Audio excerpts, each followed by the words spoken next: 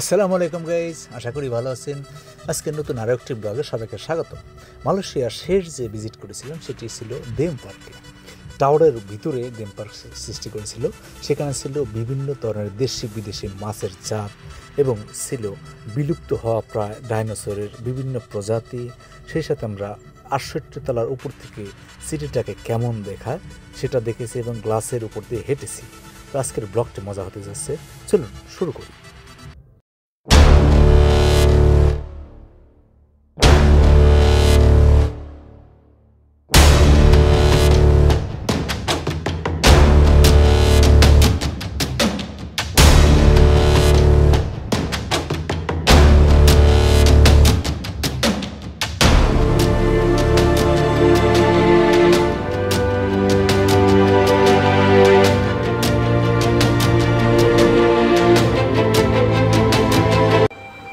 এটা হলো আমাদের দেশীয় জাতীয় মাছ, দেশি জাতি মাছ যেটা সরপুঁটি বলি, একটু লম্বা, যেটা হাইব্রিড বলি নর্মাল যেটা হলো দোআঁশলা হয়।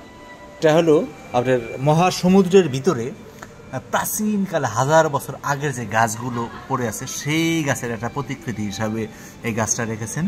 এখানে জলজ উদ্ভিদ বলতে যে উদ্ভিদটা আছে সেইটা দেখা যাচ্ছে। এখানে গাছে পানির নিচে যেসব গাছগাছালি বড় হয় সেই সব গাছের একটা, এখানে ডেকোরেশনটা সেই রকম সুন্দর, সাথে বিভিন্ন জাতের রং বেরঙের মাছ আছে।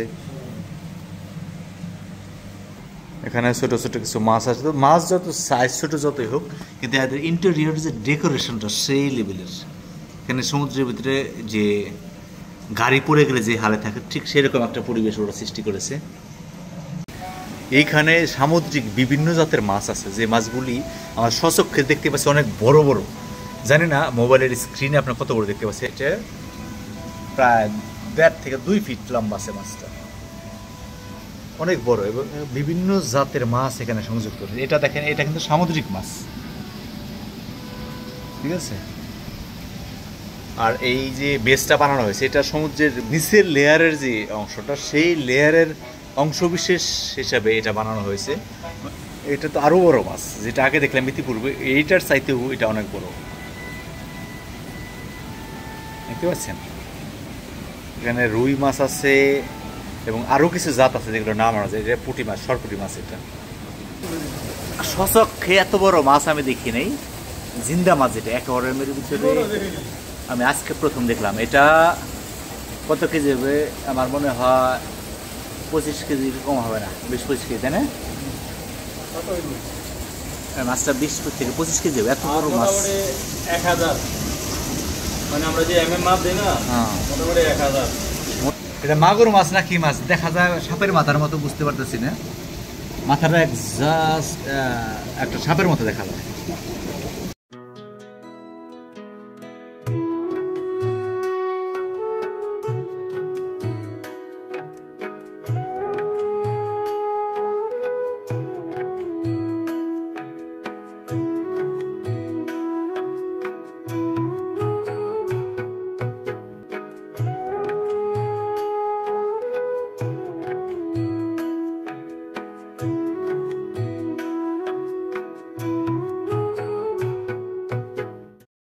বাবা, এটা তো আল্লাহ জানে কত রকমের সৃষ্টি দুনিয়াতে। সফট দেখছেন, ফোল্ডিং হইতেছে, কেবলের একটা ওয়ারের মতো ফোল্ডিং হইতেছে মাছটা। আল্লাহ জানে এটা কি মাছ, কি মাছ, কেমন করে বানাইছে।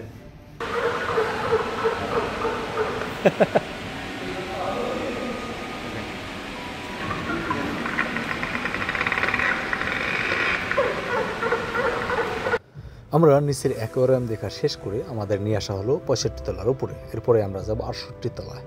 এখান থেকে গ্লাসের বাইরে সেফটি হার্নেস সব পরে বিল্ডিংগুলো দেখতে, নিচের ভিউগুলো দেখতে কেমন লাগে সেইটা আমরা উপভোগ করলাম। এরপরে আমরা চলে যাব 68 তলার সর্বোচ্চ চূড়ায় এই বিল্ডিংয়ের।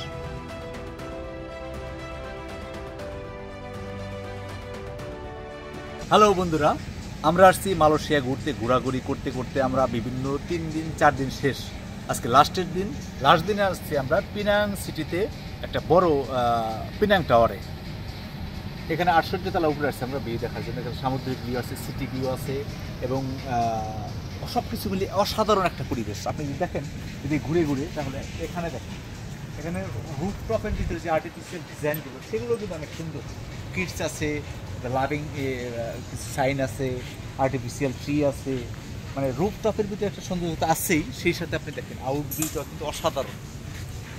যাই হোক, আমি সব কিছু আপডেট করছি, আমাদের সাথেই থাকবেন, দেখতে থাকবেন এবং অবশ্যই লাইক করবেন, শেয়ার করবেন। এরপরে টাওয়ারের আরেকটি আকর্ষণ হলো গ্লাসের উপর দিয়ে হাঁটা। এখানে স্বচ্ছ দেখা যাচ্ছে নিচে সব কিছু, মানে বিষয়টা একটু ভয়ঙ্কর। যারা ভয় পান তাদের আসলে যাওয়া উচিত না।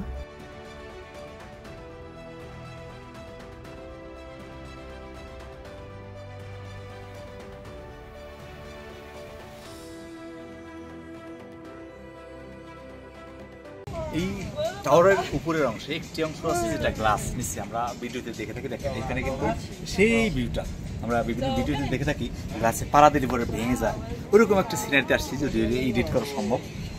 জায়গাটা কিন্তু সেরকম, দেখেন উপর থেকে নিচে সব কিছু দেখা যায়। যার হার্টের রোগ আছে তার কিন্তু এখানে আসা নিষেধ। আমরা অলরেডি ফর্ম ফিল আপ করেছি, তো এখান থেকে দেখতে দিচ্ছি এটা অনেক সুন্দর লাগে। দেখুন এখান থেকে sea view, hill view, city view, everything looks very nice.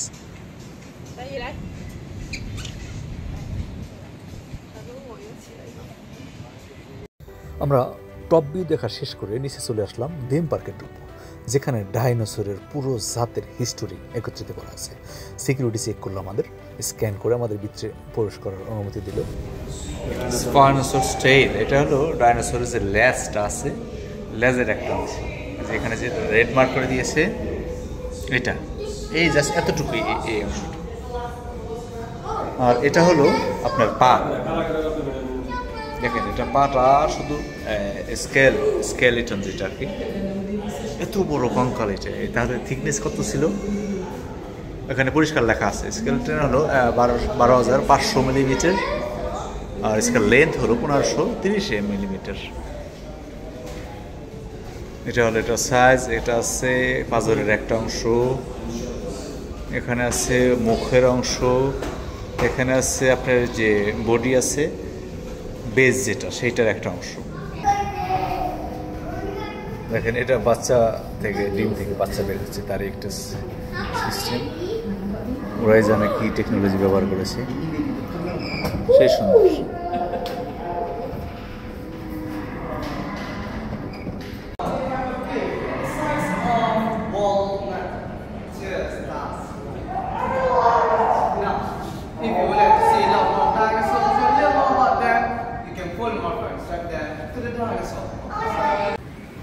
সেই লেভেলের থিম পার্ক, যেটা জুরাসিক রিসার্চ সেন্টার যেটা বলা হয়, এখানে ওরা করে রেখেছেন। আমরা এই বিল্ডিংটার উপরতলা গিয়েছিলাম, এই দেখা যাইতেছে উপরতলা, নিচের ভিউ দেখেছি। এখন জুরাসিক ওয়ার্ল্ড দেখলাম, দেন অ্যাকোয়ারিয়াম দেখলাম, মানে সব কিছু মিলে অসাধারণ একটা পরিবেশ ছিল।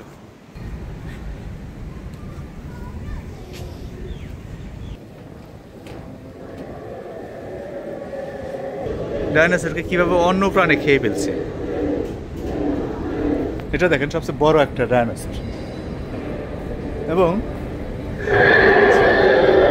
যারা ভিজিটর আসে, ভিজিটরকে কিভাবে ডাইনোসর হামলা করে ধ্বংস করেছিল তারই একটা এক্সাম্পল এটা।